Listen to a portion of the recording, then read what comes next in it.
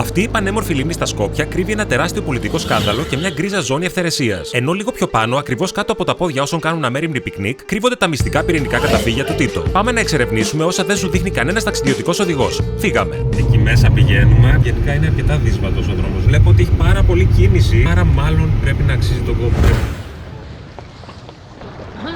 Έχουμε παρκάρει αρκετά κοντά για το φαράγγι του Μάτκα. Νομίζω θα περπατήσουμε λίγο σε σχέση με το πόσο περπατάει ο υπόλοιπος κόσμος. Γίνεται ένας κακός χαμός. Δεν μπορούσα να διανοηθώ ότι θα έχει τόσο πολύ κόσμο. Μάλλον αξίζει τον κόπο αυτό που πηγαίνουμε. Για να δούμε. Έχει αρκετές καντίνες με παγωτά, με αναψυκτικά νερά κτλ. Τη διαδρομή μέχρι να φτάσουμε. Δηλαδή το εκμεταλλεύονται εμπορικά. Boat trips καγιάκ σε 200 μέτρα. Μάλιστα. Νομίζω ότι φτάνουμε. Να το εδώ το φράγμα. Η θέα είναι λες και βγήκε από παραμύθι. Απίστευτο. Η λίμνη Μάτκα είναι τεχνητή, έχει δημιουργηθεί από φράγμα. Το θέμα είναι ότι δεν μοιάζει σε καμία περίπτωση να είναι κάτι τεχνητό. Να μην χτυπήσει το κεφάλι σου. Και ξαφνικά περάσαμε από την πλευρά που υπάρχει το νερό. Είμαστε αρκετά κοντά στην επιφάνεια του νερού και φαντάζομαι ότι σε λίγο θα το δούμε ακόμα πιο κοντά. Στο μεταξύ περνάμε κάτω από κάτι τέτοια βράχια. Αυτό έχει ξεκολλήσει. Τι είναι επικίνδυνο εδώ. Ναι, το ξέρουμε. Εξαιρετική ομορφιά, αλλά λίγο επικίνδυνα μου φαίνονται αυτά τα βράχια. Πολύ. Μισή ώρα, μία ώρα. 200 δινάρια το άτομο είναι για μισή ώρα. Και έχει και για μία ώρα, άμα θες. Δεν ξέρω τώρα ποια είναι η διαφορά. Θα κάνουμε μισή ώρα, ίσα να το δούμε, να το ζήσουμε.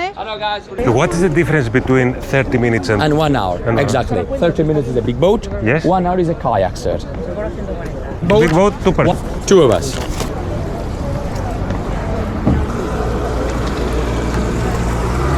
Λοιπόν, τώρα θέλω να μου πεις, αφού μπήκες στην βαρκούλα, θεωρείς ότι έπρεπε να πάρουμε καγιάκ, πώς το είπε, ή καλά κάναμε και μπήκαμε σε αυτή τη βαρκούλα? Εκεί πέρα κάπου στρίβεις πίσω. Πού να το κάνουμε όλο αυτό και να γυρίσουμε πίσω? Θα ψοφήσουμε χωρίς λόγο. Δεν θα είχαμε πρόβλημα νομίζω. Θα ήταν ωραίο και αυτό, αλλά δεν ξέρουμε τα βασικά μέρη που πρέπει να πάμε για να δούμε. Σωστό. Δεύτερον, θα είχε πάρα πολύ ήλιο. Ναι, σωστό και αυτό. Τρίτον, θα τρώγαμε πάρα πολύ ώρα, οπότε θα έφευγε όλη μας η μέρα έτσι. Άρα τώρα ψάχνουμε λόγους για να δικαιολογήσουμε την απόφασή μας που πήραμε τη βάρκα. Και βρήκαμε πολλούς. Να, τα παιδιά γύρισαν. Να αναποδογυρίζουν, λες.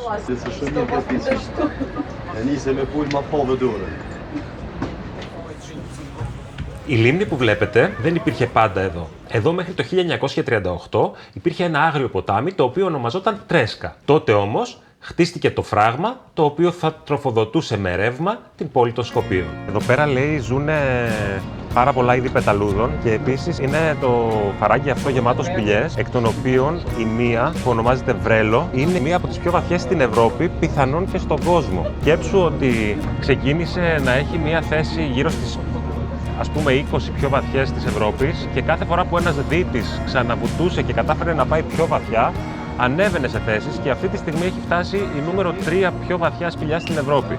Αν θυμάμαι καλά, κάπου στα 250 μέτρα κατάφερε ο τελευταίος δίτης να φτάσει. Ενδεχομένως όμως να είναι και η πιο βαθιά της Ευρώπης. Αμένει να το ανακαλύψουμε στην πορεία.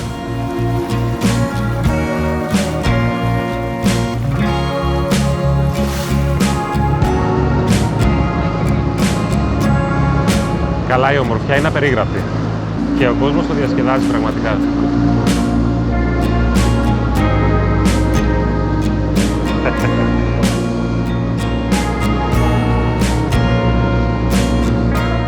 Ένα τέτοιο σπιτάκι θέλω, ζητάω πολλά. Μικρό, έτσι, ένα μικρό ξύλινο εδώ πέρα. Δεν ζητάω πολλά. 30.000 ζητάω πολλά. Αγόρασέ το, μην γκρινιάζεις. Εσύ θα μου το πάρεις. Εγώ. Ναι. Όταν πάρεις το δώρο των Χριστουγέννων από τη δουλειά σου. Εγώ ακόμα και σε αυτό το ταξίδι με 10 ευρώ έχω έρθει. Θα μου το πάρεις. Είναι πραγματικά άξιο απορίας ποιοι μένουν σε αυτά τα σπιτάκια, τι χρήση έχουν. Δεν μπορεί να είναι σπίτια, μάλλον είναι τίποτα καταφύγια. Σήμερα θα με δεις να κλαίω 30.000. Θέλω να μείνω εδώ, σε αυτό, μπορώ. Να απλώνω τα κιλίμια μου στο μπαλκονάκι αυτό, γίνεται? Αυτά τα σπιτάκια που βλέπετε διάσπαρτα στα βράχια δεν έχουν ούτε νερό ούτε ρεύμα. Οι ιδιοκτήτες κουβαλάνε τα πάντα με τη βάρκα, από τα ψώνια μέχρι και τις φιάλες υγραερίου. Είναι η απόλυτη απομόνωση, αλλά και μία νομική βόμβα, αφού τα περισσότερα χτίστηκαν παράνομα και σήμερα απαγορεύεται να πειράξεις ακόμα και ένα τούβλο. Τριανταφυλλιά αρχίζει σιγά σιγά να στενεύει εδώ πέρα. Το βλέπω. Δεν ξέρω πόση ώρα ακόμα απέχουν οι σπηλιές, αλλά χαίρομαι πάρα πολύ που δεν αποφασίσαμε να πάρουμε καγιάκ. Θα είχαμε κλάψει. Είναι αρκετή η ώρα που πηγαίνει το καραβάκι αυτό και αρκετά γρήγορα και βλέπω ότι τελειωμό δεν έχει. Και πάνω από τα βράχια μπορεί κάποιος να κάνει πεζοπορία. Δεν το ήξερα αυτό, τώρα το βλέπουμε. Η Μάτκα ονομάζεται και Μικρό Άγιο Όρος, γιατί κρύβει πάνω από 10 μεσαιωνικά μοναστήρια μέσα στα βράχια. Εγώ είχα την αίσθηση ότι θα μας βάλει μέσα σε σπηλιά. Κάπου στο ίντερνετ είχα διαβάσει ότι μπαίνεις και σε σπηλιά. Αλλά μας γυρνάει πίσω, οπότε μάλλον αυτό είναι. Μια πάπια, μα ποια πάπια? Μια πάπια με παπιά. Και με αυτά και με εκείνα πλησιάζουμε στην αφεντηρία, επιστρέψαμε. Η διαδρομή ήταν υπέροχη. Στεναχωρήθηκα λιγάκι που δεν μπήκαμε σε σπηλιά. Είχα την εντύπωση ότι θα πούμε. Δεν πειράζει, τι να κάνουμε. Τώρα αυτός ο γιγάντιος κρίκος, τι ακριβώς μπορεί να ήταν, τι μπορεί να δέναν από αυτό το γιγάντιο κρίκο άραγε? Εκεί οι ντόπιοι θα σας πούν ένα τελείως τρελό θρύλο. Λένε ότι κάποτε η περιοχή ήταν θάλασσα και εκεί έδαιναν τα καράβια τους γίγαντες. Η πραγματικότητα όμως είναι λίγο πιο πεζή, αλλά εξίσου ενδιαφέρουσα. Αυτοί οι κρίκοι μπήκαν κάπου στα τέλη του 19ου αιώνα από υλοτόμους. Έδαιναν χοντρά σκοινιά για να κατεβάζουν την ξυλία τους από το βουνό κατευθείαν μέσα στο ποτάμι. Φτάσαμε.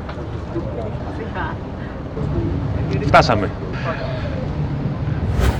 Λοιπόν, τώρα που κατεβήκαμε, ρώτησα τον άνθρωπο για ποιο λόγο δεν μπήκαμε σε σπήλαιο και μου είπε ότι είναι κάτι που συνηθίζεται να μπερδεύεται ο κόσμος. Έχει επικρατήσει λανθασμένα η άποψη ότι το καραβάκι σε βάζει μέσα σε κάποιο σπήλαιο και αυτό δεν μπορεί να γίνει διότι το σπήλαιο είναι, λέει, κάπου ψηλά. Οπότε το καλύτερο που μπορεί να κάνει αυτός είναι να σε πάει μέχρι ένα σημείο του φαραγγιού, να σε αφήσει, εσύ από εκεί να κάνεις αναρρίχηση, να ανέβεις ψηλά, να μπεις μέσα στο σπήλαιο και να ξεκινήσεις να κατεβαίνεις. Δηλαδή, η είσοδος της σπηλιάς είναι, λέει, κάπου πολύ ψηλά, δεν είναι δίπλα στο ποτάμι. Οπότε είναι και ο λόγος που δεν μπορεί να σε βάλει και ο λόγος που δεν μπαίνουν τα καραβάκια σε κάποια σπηλιά μέσα. Μας λύθηκε και αυτή η απορία. Από ό,τι φάνηκε, βέβαια, τα πράγματα δεν ήταν ακριβώς έτσι, μιας και δημοσίευση που βρήκα στο Facebook υποστηρίζει πως υπάρχουν δύο διαφορετικές εταιρείες με ενοικιαζόμενες βαρκούλες. Η πρώτη, αυτή που πήγαμε εμείς, δεν έχει πρόσβαση στα σπήλαια, ενώ η δεύτερη, που είναι λίγο πιο κάτω, παρέχει ως υπηρεσία κανονικά πρόσβαση μέσα στα σπήλαια. Πάμε όμως και στο μεγάλο σκάνδαλο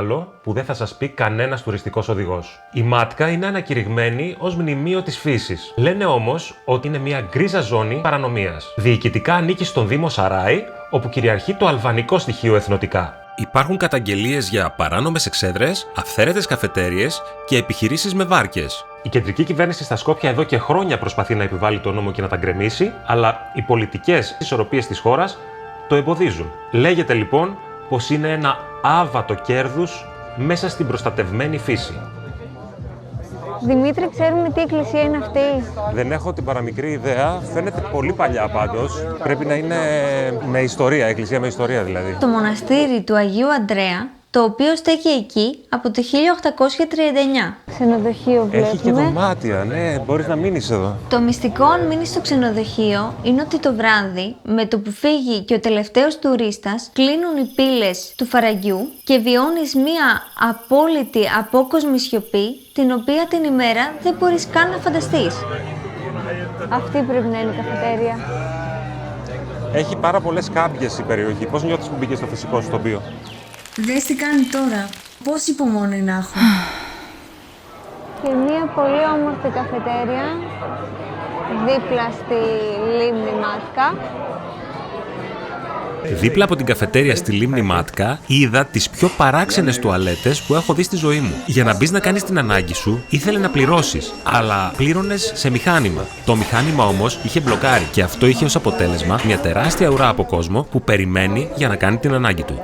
Το φαράγγι Μάτκα είναι 30 με 40 λεπτά από τα Σκόπια. Δεν το αναφέραμε και είναι χρήσιμη πληροφορία. Μετά τη Μάτκα πήγαμε στο βουνό Βόντνο, κάτω από τον τεράστιο σταυρό της χιλιετίας. Βάλαμε στο GPS να μας πάει στο τελεφερίκ και το GPS προφανώς έβαλε το τέρμιναλ που είναι πάνω στο βουνό. Πάλι για ακόμη μία φορά που θέλουμε να πάμε στο τελεφερίκ, πάμε σε λάθος πλευρά. Τουλάχιστον για άλλη μία φορά γεμίζουμε εικόνες τις οποίες δεν θα τις είχαμε αν πηγαίναμε από κάτω. Όσο εσύ κοιμόσουνα, ξύπνησα τα χαράματα, γύρω στις 5-5.30 ήτανε, και έκανα τη διαδρομή αυτή με ποδήλατο. Καλά, μετά ξύπνησες και εσύ λίγο μεταγωμένο.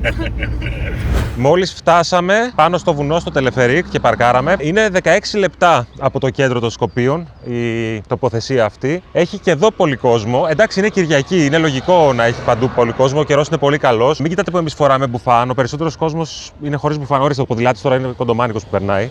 Και πάμε να δούμε λοιπόν τι υπάρχει εδώ. Υπέροχα μεγάλα κιόσκια μέσα στο δάσος εδώ για να ράξεις. Πολύ όμορφα.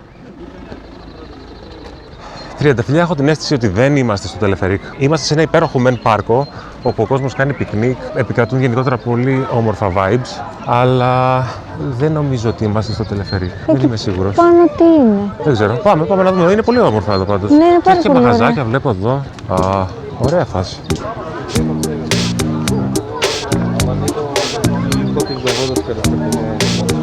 Ουρά εδώ.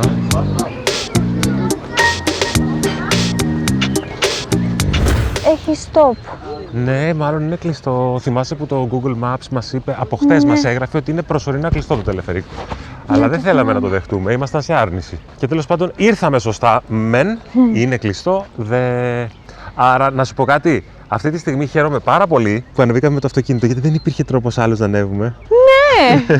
Και εμείς ανεβήκαμε με το αυτοκίνητο. Προσωρινά κλειστό γράφει, ίσως κάνουν κάποια επισκευή. Δεν πειράζει, ήρθαμε εδώ, είναι πάρα πολύ ωραία, θα κάνουμε τη βολτίτσα μας. Δυστυχώς πετύχαμε το τελεφερίκ κλειστό για συντήρηση. Το τελεφερίκ αυτό εγκαινιάστηκε το 2011. Η κυβέρνηση το έφτιαξε για 3 συγκεκριμένους λόγους. Πρώτον, για να έχουν πρόσβαση στην κορυφή του βουνού όλοι. Ηλικιωμένοι, παιδιά, άτομα με κινητικά προβλήματα, χωρίς να χρειάζεται να κάνουν εξαντλητική πεζοπορία. Δεύτερον, ήταν μέρος μιας τεράστιας επένδυσης για να γίνει το βουνό ένα σύγχρονο ευρωπαϊκό resort. Και τρίτον, για να προστατεύσουν το ίδιο το βουνό. Τα αυτοκίνητα σταματούν αναγκαστικά στο μεσαίο Βόδνο. Εκεί ακριβώς που σταματήσαμε κι εμείς δηλαδή. Αντί λοιπόν να ανοίξουν δρόμους μέσα στο δάσος μέχρι την κορυφή, προτίμησαν το τελεφερίκ ως μια πιο πράσινη λύση για να ανεβαίνει ο κόσμος.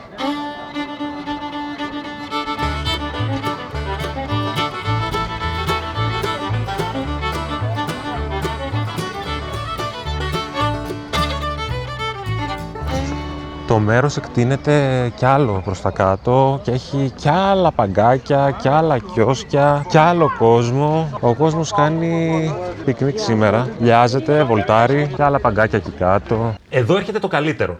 Περπατούσαμε αμέριμνοι με την τριανταφυλλιά μέσα στα μονοπάτια, δίπλα στα παγκάκια που έκανε ο κόσμος πικνίκ, και ακριβώς κάτω από τα πόδια μας κρύβεται στρατιωτική ιστορία. Το βουνό αυτό είναι γεμάτο μυστικά. Είναι γεμάτο εγκαταλελειμμένα στρατιωτικά καταφύγια και τούνελ από την εποχή της Ενωμένης Ιουγκοσλαβίας. Φτιάχτηκαν εν μέσω ψυχρού πολέμου υπό τις διαταγές του Τίτο για να προστατέψουν την πολιτική και στρατιωτική ελίτ σε περίπτωση που υπάρξει πυρηνική ή χημική επίθεση. Σήμερα όμως αυτά τα υπόγεια καταφύγια τα γνωρίζουν μόνο ελάχιστοι ντόπιοι εξερευνητές. Πολύ ωραίο δασάκι. Και υπάρχει μονοπάτι το οποίο, αν το ακολουθείς, σε πηγαίνει και σε άλλα παγκάκια και σε άλλα γεφυράκια. Κοίταξε μέχρι που φτάνει. Και συνεχίζει. Είδατε στο βίντεο πόσο κόσμο είχε να λιάζεται και να κάνει πικνίκ. Ο λόγος δεν είναι απλά η αγάπη τους για το πράσινο. Τα Σκόπια είναι χτισμένα σε λεκανοπέδιο και συχνά, ειδικά το χειμώνα, είναι από τις πιο μολυσμένες πόλεις της Ευρώπης. Η Εθαλομύχλη εγκλωβίζεται χαμηλά. Έτσι το Βόδνο είναι κυριολεκτικά το βουνό Σωσίβιο, ο πνεύμονας της πόλης. Οι ντόπιοι ανεβαίνουν εκεί πάνω από το στρώμα του νέφους για να καταφέρουν να αναπνεύσουν καθαρό αέρα.